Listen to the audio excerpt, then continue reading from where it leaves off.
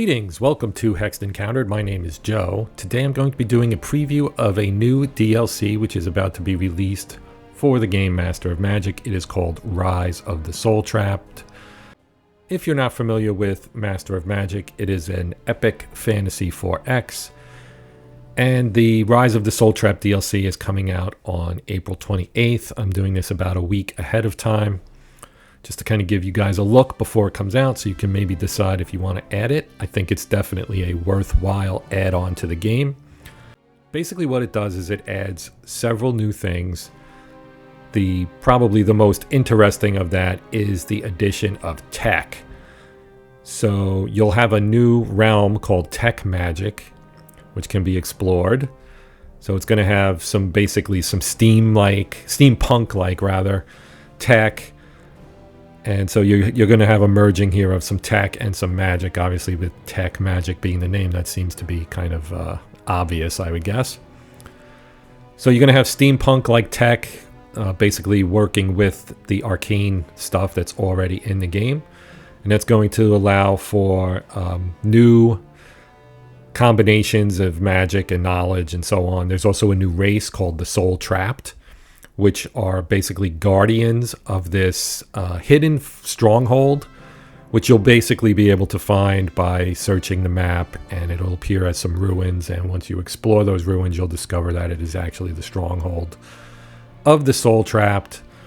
And once you conquer them, you get a whole new zone filled with a bunch of new resources and so on and so forth. So basically you'll get a new realm called Tech Magic. You get a new race, the Soultrapped. There will be 3 new wizards to play with and 5 new wizard traits, 10 new spells, 4 new heroes that'll have their own new personal events. So let's actually take a look and see what we're looking at here. So if we click new, so here we have, you can see the art is a little different. We've got some Soultrapped flying right here. You got your little steampunky green smoke coming out here with his jets. He's flying, and so on and so forth. I mean, you saw that on the other screen. So I'm just going to hit continue here to go right to the wizard selection. So here we have your basic wizards. These are the wizards that were already in the game, along with the wizards that came with the original Through the Mirror update, which was a free update that came out back in March. If we hit the arrow to go to page 2, these are our 3 new wizards. So here we have Maurique. Maurique is a demon souled. So she has basically a demon. She's possessed. And she's a dark elven sorceress. As you can see here, dark elven sorceress of great but dangerous power. As the moniker suggests, she shares her body with a powerful demon. Whether the union is one of mutual understanding or parasitic infestation remains unclear. Maurique's ambition does not end with taming her demon. With death, chaos at her fingertips, she seeks to prove her ultimate dominance over all other wizards, especially her demon rival, Tauron. Now, if you played the game before, I could have just hit page 1. Sorry about that. Tauron is right here. So this is Tauron. He's kind of her rival, and actually when you encounter Tauron in the game, if you're playing as Maurique, you'll actually have some comments going back and forth between the two, because they do know each other. So some of these new traits you might notice here. We have Demonologist, and the Demonologist begins the game with the unit of a Lesser Shadow Demon at their command. They also gain a unique Summon Lesser Shadow Demon spell and a Possession spell. The wizard must have the Conjurer trait, which she does. And the wizard must already have selected at least 1 Death spellbook and 1 Chaos spellbook. So you can see here she's got 5 Death spellbooks and 3 Chaos ones. And then we have this Mirren Refugee, which allows the wizard to begin the game with a Mirren race on Arcanus, which gives a significant advantage because Mirren races are typically stronger. So even though, Mirror is kind of the dark realm if you've not played the game before. And Arcanus is kind of like your surface realm, which is very Earth-like and, kind of your normal fantasy realm, so to speak. So when you can take a Mirren race from this dark realm and basically populate Arcanus with them, you get a little bit of an advantage there, as it says here. Well, it says significant advantage. Your opinion on how significant that advantage is, may vary a little bit. So let's look at the second one here, which is 9-7. I'm not sure how you pronounce this. 9-7 maybe. Makes me think of 7 of 9 from Star Trek. But anyway, it would be hard to tell now with all the mechanical replacements and tech magic trinkets obscuring most of the organic origin. But 9-7 was once an elven archmage and scholar. Throughout her eternal life, she became fascinated with the metalworks of the dwarves and the infinite possibilities of alchemy that can transmute. Some say she is the progenitor of tech magic. Others claim she merely mastered it. So what's a tech master? This is one of the new ones. So a tech master allows the wizard to master the arcane powers of tech magic, a mystical art that animates mechanical objects through rune magic, alchemy, and the forbidden use of living souls. The tech master wizard begins with a Drona scout unit, as well as its summoning spell and the power seeker spell. Additionally, they gain a 5% bonus to research. The wizard must have at least 3 spell books in 2 different realms, and the Tech Master costs 2 picks. And then we have Alchemy, which is an older one. It's been in the game before. Not a big deal, but if you're not aware, this is the mastery of the ancient art of alchemy, which allows the wizard to change gold into mana and mana into gold in a 1-to-1 ratio instead of losing half in the exchange process.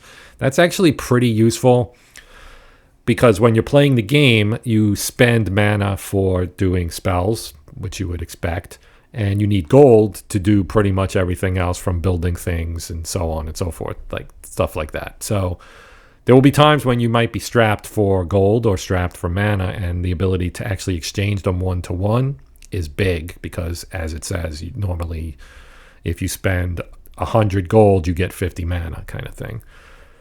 So that costs 2 picks as well. So she has 2 there.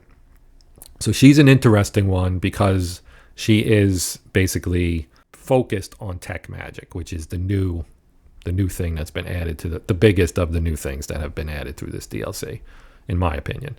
Then we have Grendel, and Grendel's probably a familiar name to those of us who've had to read, Beowulf and all that stuff. But in this case, Grendel may be one of the greatest wizards, certainly the best of his kind, but his firm belief is that might makes right. He often claims that anything can be beaten into submission, even magic itself. Grendel does, of course, use the very basics of the arcane arts and does dabble in nature when needed, but he relies mostly on the physical power of his troops. You can see he's got a whopping 2 spell books here, so he's not exactly the most wizardly of wizards, to say the least. And they're both nature spell books. Okay, so he's very focused on physical strength, more so than arcane strength, I would say, right? So he's got his 2 nature spell books, but he's got 4 different traits here. Now I'm going to start at the bottom with Warlord. Now this is one that's been in the game. This is the mastery of the magic of war, and it increases the level of all units apart from fantastic units under the wizard's control by 1 level. In addition, the Warlord allows for the units that achieve an additional elite status, which is otherwise unattainable, and that costs you 2 picks. Then we have a Mirren refugee, which is what we saw also with, I think it was Morik. So that's the one where you can start with a Mirren race instead of an Arcanian race. So you got an advantage there. Might makes right.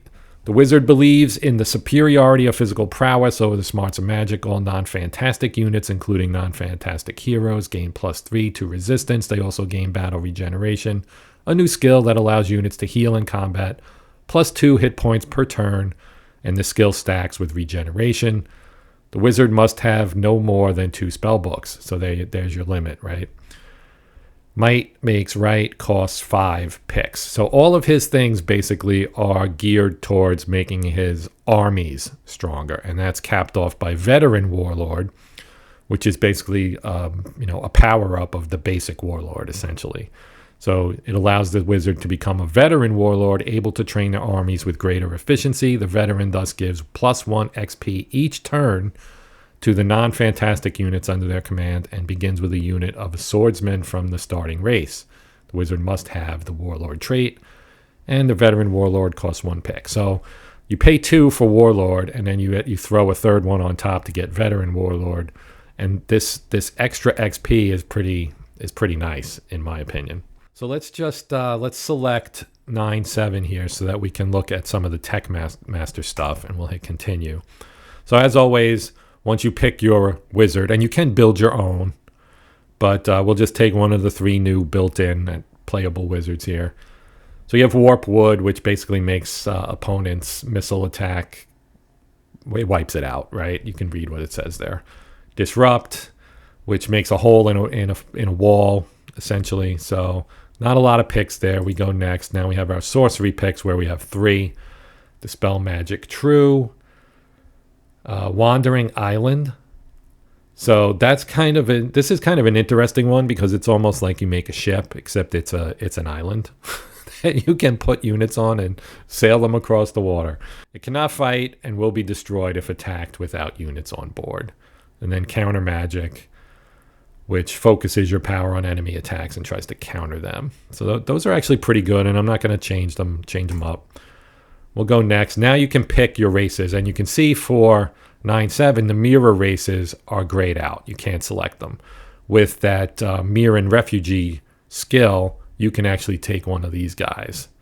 So if you wanted to have, the Draconians or the Dark Elves or Dwarves or whatever it may be, you can pick them. Here you're kind of just, I won't say stuck, but you're kind of limited to what you have here. And you have Soultrapped. And this is the new race. So if we select Soultrapped, you can read about them. It says the Soultrapped are a race of constructs that fell victim to dwarven experimentation with dark rune magic that bound sentient souls into the mechanical bodies fueled by organic matter. Or at least that's the official line. The Soultrapped claim that their awakening came from a divine source and that they are not some byproduct of another's play. In either case, the Soultrapped combine machine and magic in unsettling ways, but they are a race that prefers peace and prosperity to warfare. So that's interesting. Now, their growth rate is very slow, so your growth is going to be down -30 per turn, which isn't great if you're trying to build big cities. They can also not build merchants' guilds, war colleges. The war college, obviously, because they're peaceful, although you wouldn't really think that. Oracles, animus guilds, or shipyard. Shipyard could be big because you may want to have naval forces depending on what kind of game you want to play. And that's what's great about this game, is that you have multiple paths, multiple builds that you can put together, combining your wizards and your races and your traits and your magic books to kind of create your own way. It makes it not infinitely replayable, but greatly replayable. There's a whole lot of mixing you can do to kind of try different things. Other modifiers, you get +4 armor, -1 for your magic resistance, which isn't great, but it is what it is. And a wall crusher skill for units. Unit costs twice as much for production. So the units are powerful, but they're more expensive to build. Soultrapped cities gain +5 population growth for every mineral in the city's catchment area. So just like in a lot of 4X games, when you put a city down, it has a footprint. And within that footprint, if you have certain resources, they let you, your city becomes more productive in that area, whether it's in food production or building or whatever it may be. If you've got that terrain type in your city, then you can do things with it. Racial units. So these are the units that are unique to the Soultrapped. So these are all unique units that are new to the game. You get the Soul Cannon, the Yeet, the Soulless, and the Sub-Trireme. And if you read that, you might say Sub-Trireme. A trireme, as you know, is an ancient ship. I'm thinking you probably know. A Sub-Trireme is a submarine. So that's kind of cool. So let's pick these guys. Let's go with the purple and black banner and hit begin. The flesh binds me no more. Magic runs through my wires now. I am the tech master, and I shall be more. So here we go, starting a new game. I won't go too much into how to play the game, only because there's plenty of things out there on playing the game, video-wise. So, including I have some videos of my own, but there are plenty of other content creators with videos on playing the game and strategies and all that stuff that are probably way better at it than I am. So I'll let you guys poke around and find out on your own. First thing we want to do is we have to go into our town and decide what we're going to actually build here. Now, you do have the ability to let your familiar do it, which will basically manage it, and it explains here how it will manage your construction. So I'm not, like I said, I really don't want to get bogged down in this, but if we click build, we can build something. So here you can see kind of the units that you start with: spear bots, Soultrapped engineers, sword bots. Then you have settlers, which is kind of an interesting thing there with the horse on it. Halberdiers, here's your sub-trireme. That's kind of cool. It can travel great distances under the surface of the seas. It's an autonomous Soultrapped unit, but they do not mind serving as a transporter, so you can carry units on it. Then we have cavalry, which kind of looks like a mechanical spider. But yeah, this is pretty cool, right? So let's make a... let's make an engineer, just for fun. Why not? I mean, I would be more tempted to build like a sword bot. So we'll put one of those in the queue as well. And then you have your basic stuff here. The Mechanicus Guild for engineering techniques. You can see some things are not in here because they're not allowed. There are actually multiple pages, of course. You can page through, or you can just kind of scroll up and down through the pages. So once we've done that, we can close this out. Now we can pick our research, okay? Now, maybe we go with Magic Bullet. So Magic Bullet adds 2 ammunition to a non-fantastic unit with normal range attack. It makes the attack ignore weapon immunity. The bonus can increase natural max ammunition of the unit. The bonus increases to +3 for constructs. So we're going to build that one. Okay, so now let's see. We've got our units in here. So we get our good friend Bashan the Dervish. He's kind of like your default hero that you always get when you're first starting off. But we've also got a Drona Scout. We've got a Soultrapped sword bot, and we've got our settler. So let's take our settler and let's send him out. Let's head this way and just see what we can find. It's kind of cool how they like walk across the terrain like they had, with their mechanical legs. We're going to leave the sword bot on guard duty. We'll send the scout out to kind of explore the world. And we'll leave these two on guard duty for now until we build our other stuff. Once we do that, I'm going to click enter and we're going to move on. Right? So things will move fairly quickly here at the beginning. And I won't play very long into this because I don't want to bore you guys. The idea is to just kind of show some basic gameplay, so to speak. Let's send our scout. The other thing you can do, if you're not aware, you could send them to these and you'll find out what's in these caves and ruins and so on. And usually, it's empty. So sometimes you find one like this that's empty and you just get some gold or mana or something, which is kind of cool. Now, if we try this one, it's probably going to have some enemies in it, and it does. And so it'll tell you what's in here: a sprite and a warbear unit. We don't want to mess with those. You get an idea, basically, of how difficult it would be to fight them. Generally speaking, if my familiar can't beat them with like a 70-80% success rate, then I figure that I probably wouldn't be able to do it if I played the battle myself either, so I just avoid it. So we say don't engage. And then if we go to our other unit, let's send them over this way. We want to find a good place to build a new city. And if you hit the tab, you can get an idea. If you hover over various things, it'll tell you what it is: unsuitable. So here we would have a forest, which would give us a max population of 22 and a production bonus of +21, probably because of all the trees. So you have a lot of wood available. But you can hover over various things: desert, grassland, etc., etc. So I typically will use that, and you can see the food production bonus on some of these, or just the general production bonus. Like this doesn't have, it's unsuitable anyway because it's too close to our hometown. But it's a half bonus for food and a +3% on production. So.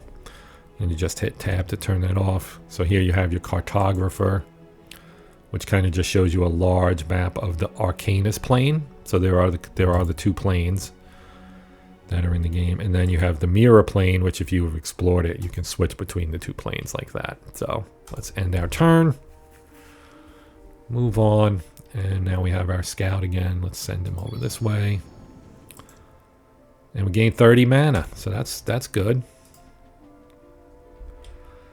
Now let's send our explorer guy here, or our settler guy rather. Right, and then again I'll check here. You're looking for something that would be a really good place to build a town, you know, so that you can get good production bonus and a good population. And maybe build it on the coast so that when you build one of your sub-triremes, they have a place where they can start off from.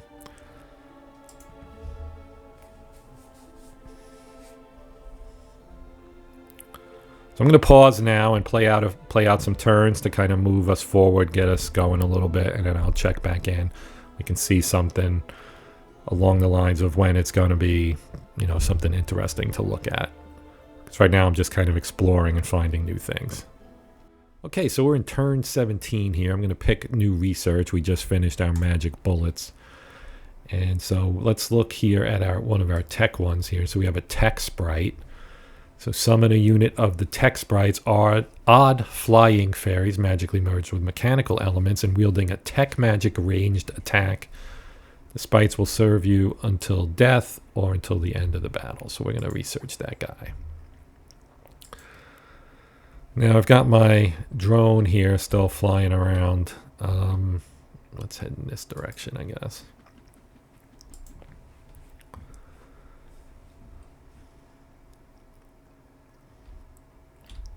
Alright, so just a quick check. Here we have Mine Town. We're building some Soultrapped halberdiers.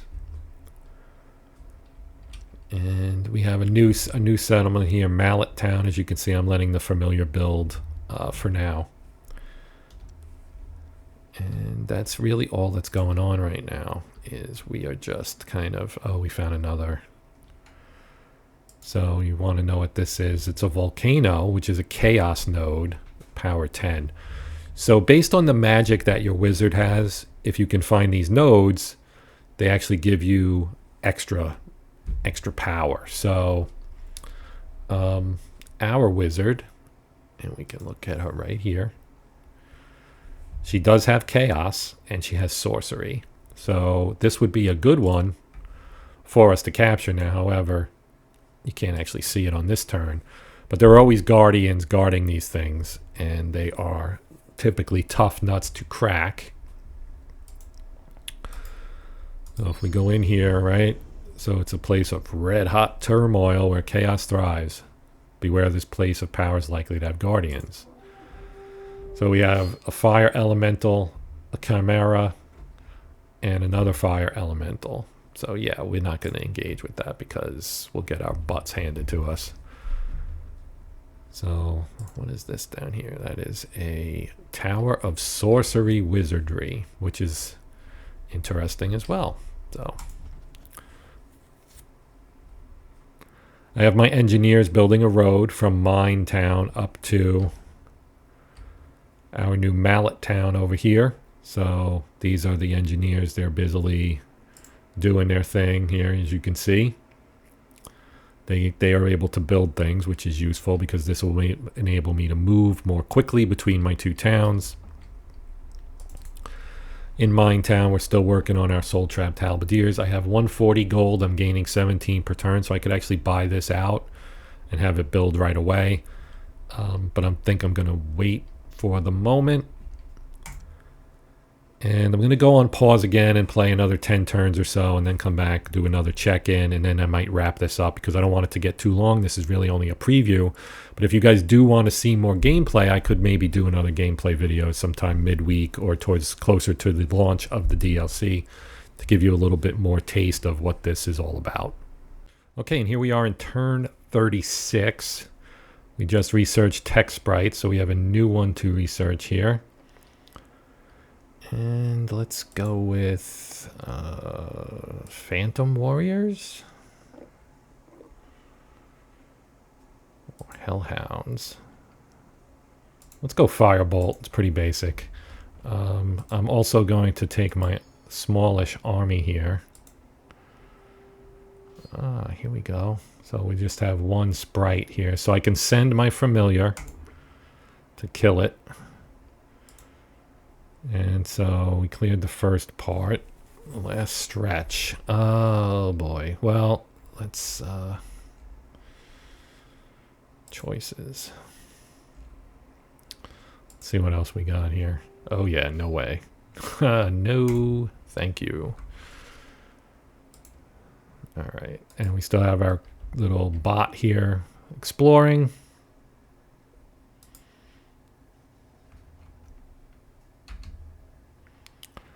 Gems, nice. All right.